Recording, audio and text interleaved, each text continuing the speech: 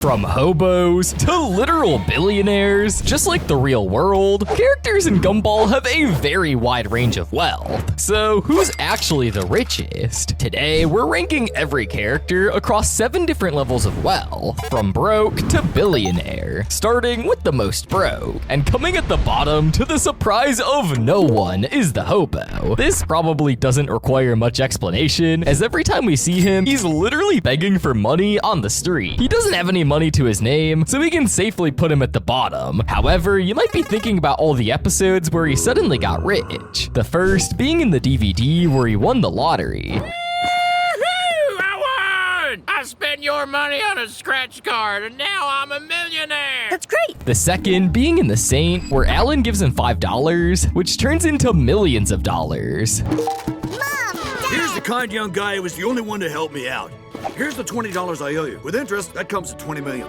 This has led people to speculate on if he's actually faking being poor, but my theory is that he's actually homeless and poor because he used all that money to create ClickSap. But then, as we're told in the episode The App, he gave away ClickSap for the greater good of humanity. This effectively means that he abandoned all of his millions of dollars, leaving him completely broke. Next, we have Rob. Now, on the surface, Rob looks to be just as broke as the hobo. He has no house, no family, and no job, which makes sense as he's literally a glitch in the universe and shouldn't be there. So why is Rob richer than the homeless guy? Well, firstly, Rob does seem to have some money, and we can see that in episodes like the Nemesis and the X, when he's able to set up these elaborate traps, which probably cost him a pretty penny. Also, in the most recent episode, The Rewrite, he's given the job of being the owner of the Awesome Store.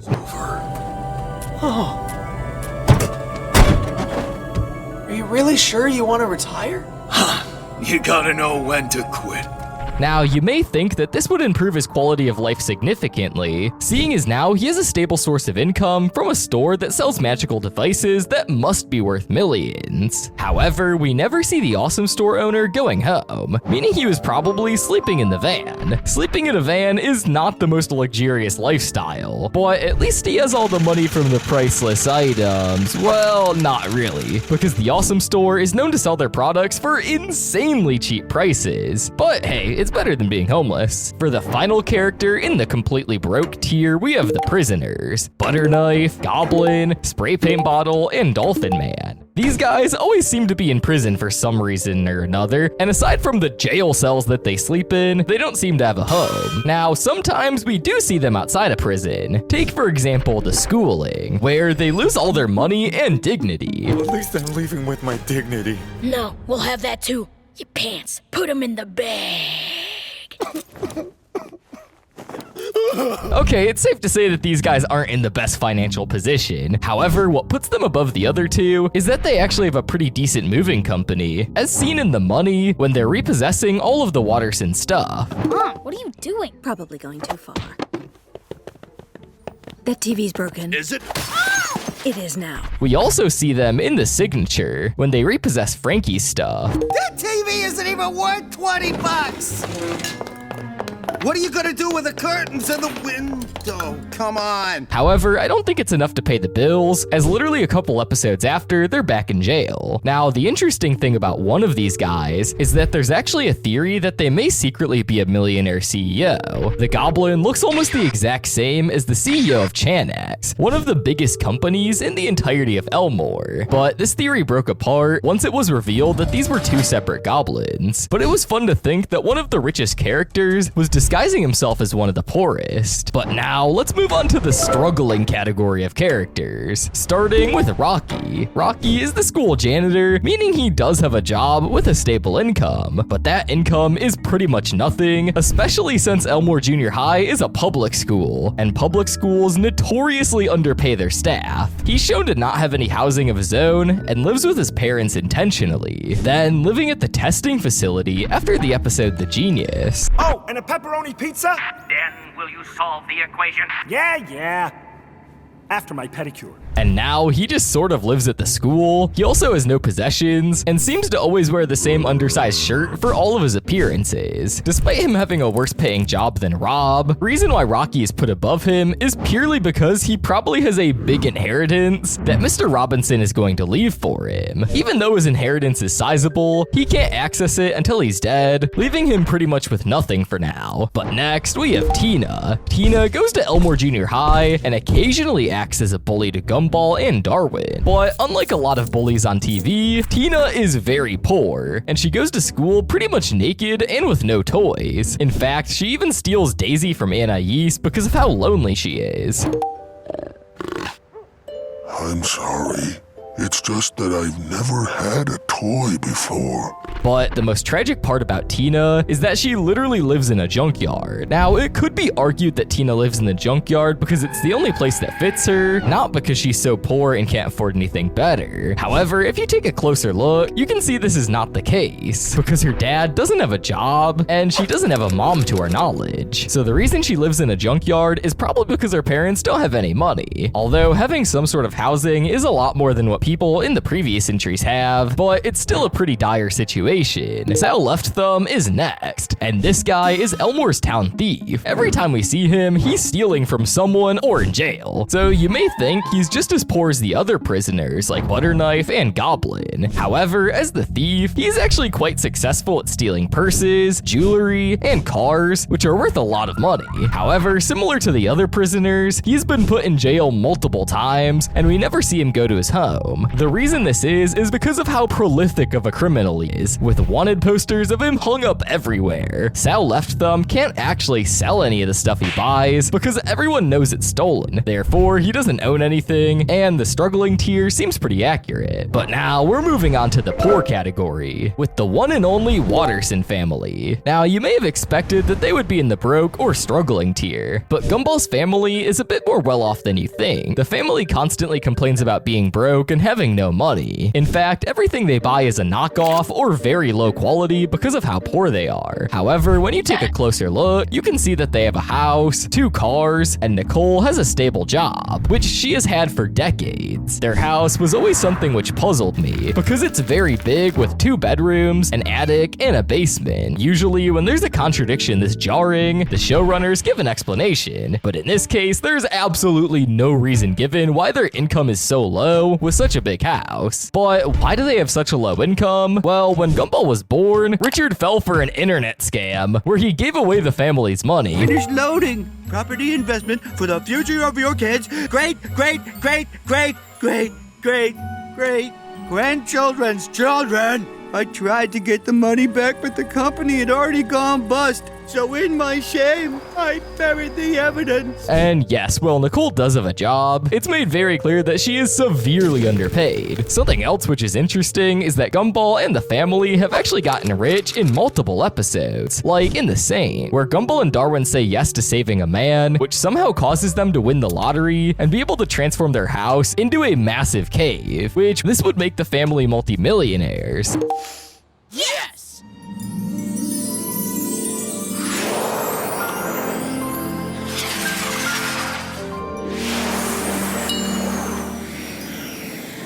Dude, this is amazing! It's everything we ever wanted! But Gumball and Darwin give it away, which is similar to how most episodes go, where the family gets money. They get the money, then realize that the money doesn't really mean anything good, so they give it away. It's actually quite respectable how many times the family loses their wealth, but ends up trudging forward. So weighing all these factors together, I think putting them here is pretty reasonable. But next, we have Hector and his mom. Well, they seem like they have a pretty stable income on the surface. If you dig a little deeper, you see that they literally live in a cave, which, although it is quite big, it's still a cave. Not exactly high-class living. This is on top of the fact that Hector's mom is a witch, meaning she owns and creates a whole bunch of magical items and potions. So you may think that she gets a lot of money from this, but you would be wrong, as she has to work as a cleaning lady to pay the bills. We'll just fly after him using one of your witch brooms. That's a normal broomstick. I'm a cleaning lady. Therefore, I think putting her in this tier is pretty fair. For our final entry in the poor tier, we have Ocho. Now, we don't actually see much of Ocho and his living conditions throughout the series. In fact, in the episode The Phone, Ocho is actually shown to live inside of his mother, as she is a giant 8-bit UFO. See you tomorrow, guys. Can I sit in the front, Mom?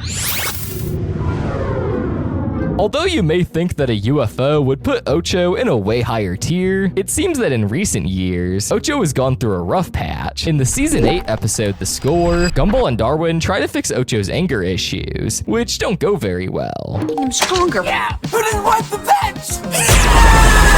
Connecting with animals is also a wonderful solution to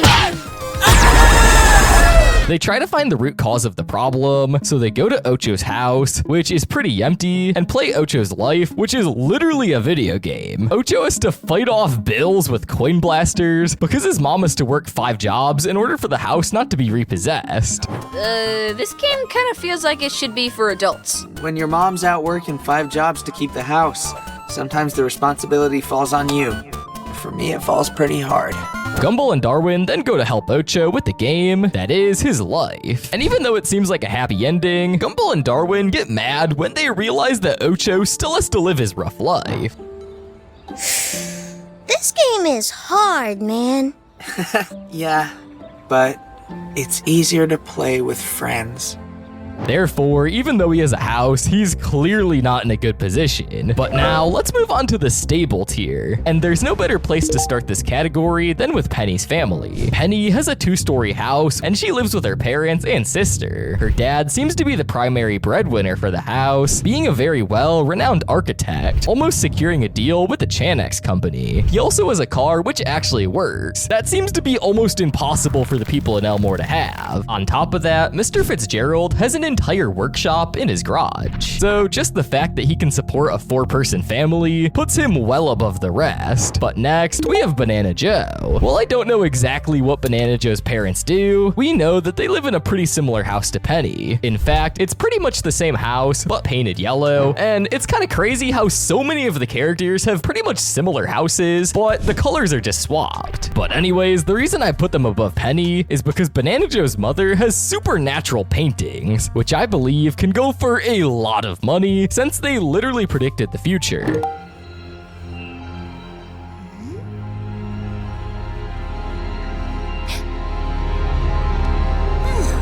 However, what drags them down from the super rich category is that even though Banana Barber's paintings can predict the future, you can't really do anything about it. For example, in the episode The Oracle, Gumball was able to see the picture of him embarrassing himself in the mall, but he was unable to stop it from happening, almost like it was an inevitability.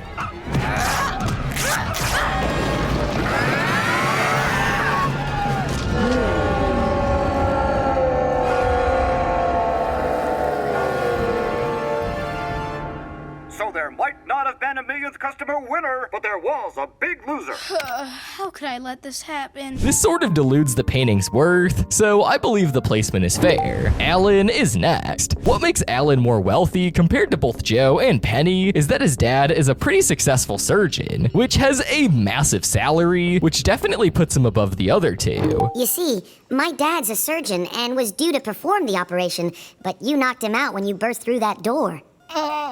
Now, he would actually be in a higher tier if he wasn't so generous. Thank you.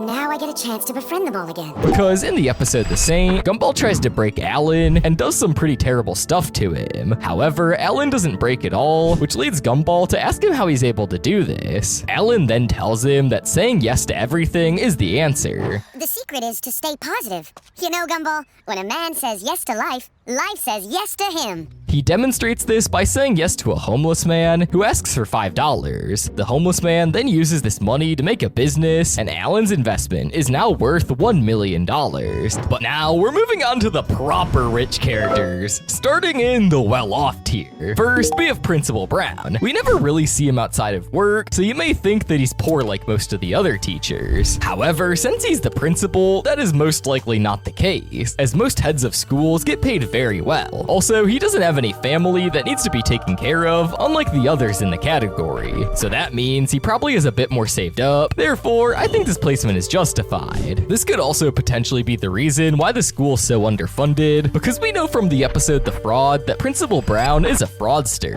Raw liver. What if you have a fake diploma? Well, then you're a... So maybe, on top of lying about his qualifications, he may also be funneling all the money for his salary. Next, we have Mr. Robinson. Now, for most of the series, we aren't made aware of how rich Mr. Robinson is. All we know is that he has more money than the Wattersons, since he can actually pay for his internet. No, we've just been using Robinson's Wi-Fi for years. That would explain why the network is called Get Off My Land, Watterson. But we all know that having more money than Gumball doesn't exactly mean you're rich. And in fact, in the episode The Tag, he says that he's unemployed, even though he wears a suit and a tie. Wearing a tie every day despite neither of us having a job is perfectly appropriate. Although he probably is just retired, but also his house is right next to the Wattersons, which significantly devalues the place for obvious reasons. However, in the episode The Pool, in the wonderfully weird world of Gumball, Mr. Robinson reveals that during his younger days, he worked extremely hard and made a lot of money. All my life I worked. I worked hard, but I knew why I was doing it. He was working so hard and made so much money that he didn't even spend time with his family. We can see his wealth with his car and massive pool, so my final estimation is that he is at least a millionaire. But now let's take it up a notch and move on to Tobias, which is the final entry in this category. And if you've seen the show, you probably know how rich he is. Tobias and his family are very well off, with one of his first lines of dialogue in the show being about how Gumball and Darwin should be his friends because he's so rich. Yeah, guys, I couldn't help listening to everything you just said, and I think you're in luck. Athletic? Check. Rich? Check. Colorful? Check-a-luck-a-ding-dong. Whoa! Most of this money comes from his dad, who is a psychiatrist who charges insane amounts to all of his patients. Also, in the silence, we can see that Gumball and Darwin can't even afford to get a second of therapy without paying so much money that Mr. Wilson can buy a new pool house. It's a say. I meant to exchange my services for your money. Oh, sorry. Yes, of course. Very good. So, yeah, this never used to happen to us, but now it's like... And now, goodbye. Wait, what about all that building a house stuff? Oh, we're building all right. My pool house! Bye! Well, we know that their parents are rich. There is a limit, as when Tobias spent $1 quadrillion on Galatech, their parents' account got declined. How'd you get the Hadron laser? I bought it for 2 million cosmic points. 2 million cosmic points? And when his dad was given a fake $1 billion check, A check for $1 billion? And all I have to do is add my name? Ka-ching. he was extremely surprised and started buying a bunch of really expensive stuff. Almost blew up his entire house and left his wife. This implies that while he is rich, he's not a billionaire. Therefore, this placement seems fair. But now let's move on to the really rich tier. And first, we have Idaho. Yes, you might think this measly potato, who doesn't even know what the internet is probably poor. But you would be dead wrong. Throughout this video, we've seen characters show their wealth through houses, cars, and state-of-the-art technologies. But Idaho's wealth comes straight from the earth, literally. In the pumpkin, we see for the first and only time Idaho's home, which is on a farm. A really big farm as well. Now, the prices for farmland changes from state to state, and we don't know which state Elmore is in, but because his name is literally Idaho, I decided to use the state of Idaho as an estimator. Now, if we take a look at the average price per acre of farmland in Idaho, it's about $5,200. And if we look at the average size of farms in Idaho, it's about 484 acres. Therefore, Idaho's farm is worth around $2.5 million in today's market at a bare minimum, because in the shot where we see the pumpkin, the farm is pretty massive, making this potato and his family one of the wealthiest characters in the show. But next, we have Bobbert's family. Unlike the other characters on this list, Bobbert isn't this high up, because of anything he owns. In fact, the only time we see his house in the episode The Robot, it looks pretty normal. However, what makes Bobbert so rich is his body. Now, Bobbert is a robot with an AI that is almost perfectly able to mimic humans. In fact, in the episode The Robot, Bobbert is able to act so convincingly like Gumball that he tricks all of his friends and family into thinking that he is Gumball. You're like the same, but better. You're the best son a family could wish for. We love you, Gumball. But that's not the only thing that makes Bobbert so valuable. He's also incredibly intelligent and able to solve almost every problem in school, which is why in the episode The Finale, Gumball tries to pretend to be him to get transferred to a different school. So to recap, Gumball and I will sneak into the hospital and give each other facial reconstructive surgery to make us look like the two highest achievers at school, Bobbert and Al. And on top of all of that, he has built-in military-grade weapons, having lasers, missiles, and even a nuke built inside of him. He also made the Bobbert store, which is the Gumball equivalent of the Apple Store. But the most insane part is that in the robot episode, we see that Bobbert has a mom.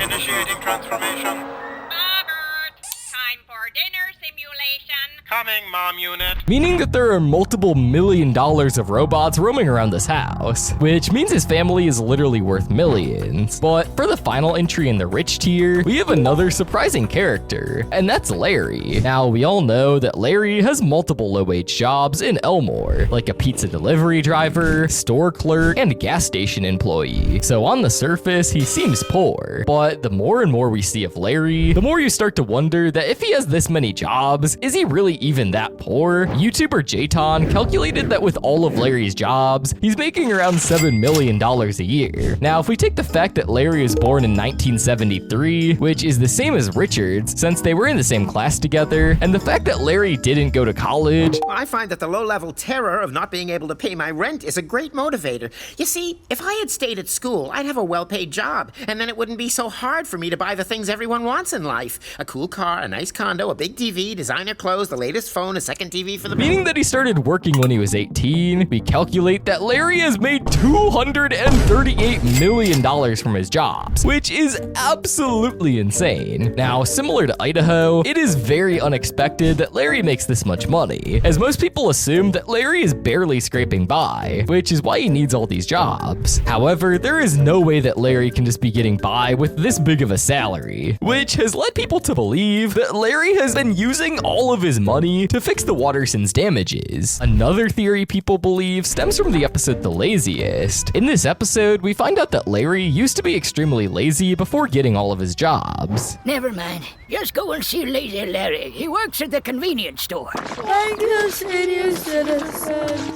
But we have no idea what got him to change, so the theory goes that Larry has accumulated so much debt from his time as Lazy Larry, which he needed to pay off. So that's why he needs to do all these jobs. However, I believe the reason that Larry works all these jobs and doesn't seem to be rich on the surface is because he's not paying his taxes. So with all of these theories considered, I think putting him here is pretty justified. But now let's move on to the most obscene and unimaginable tier of wealth with a billionaire tier. Starting off with Masami. Masami, similar to Tobias, is one massive rich stereotype. She lives in a castle with her father, owning the Rainbow Factory, which provides energy to the entirety of Elmore. Her house is decked out with tennis courts, high-fashion clothes, and gourmet chefs. In fact, she is so rich that her paintings are worth $20,000. And if we take a closer look, we can see that Masami gets all her food made gourmet by this bulldog. Now, on the surface, this bulldog may not look like anything special. However, this bulldog is literally supposed to be Gordon Ramsay in the Gumball universe, who must cost a lot of money to hire. And this isn't even counting Masami's mother, who is also high-ranking at the company.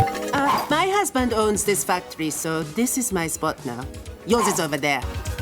So, combining all these things, Masami's family is definitely in the billionaire tier, but I still don't know why she goes to a public school. Next, we have the mayor of Elmore, who is very clearly a parody of Donald Trump, although we have no idea what the mayor of Elmore's net worth is, other than the fact that it's quite a lot. However, since he's a Trump parody, we can get a safe estimate by using Trump's net worth. This includes his real estate business like Trump Tower and his golf courses, his cryptocurrency, his media media companies, and all his investments. This totals to a staggering $6.5 billion.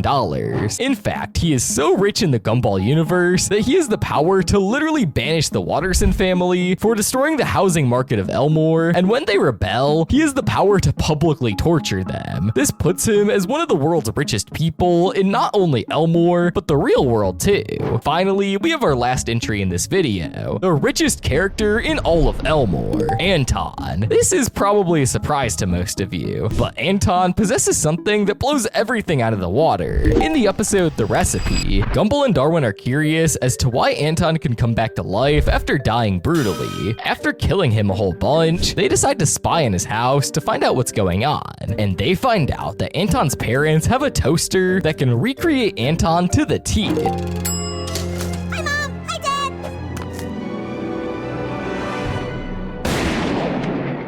This item is so unbelievably valuable that no one on this list can even compare. Regardless of how valuable Mr. Yoshida's company is, or how rich the mayor of Elmore is, no one has the power to control life or death like Anton's parents. This item is so valuable that it may even exceed the $1 billion tier and move into the trillions. So I definitely think Anton, or more accurately Anton's parents, are the richest characters in all of Gumball. But if you guys enjoyed the video, make sure to go down and subscribe. And while you're still here, click the video on screen. I'm sure you'll love it.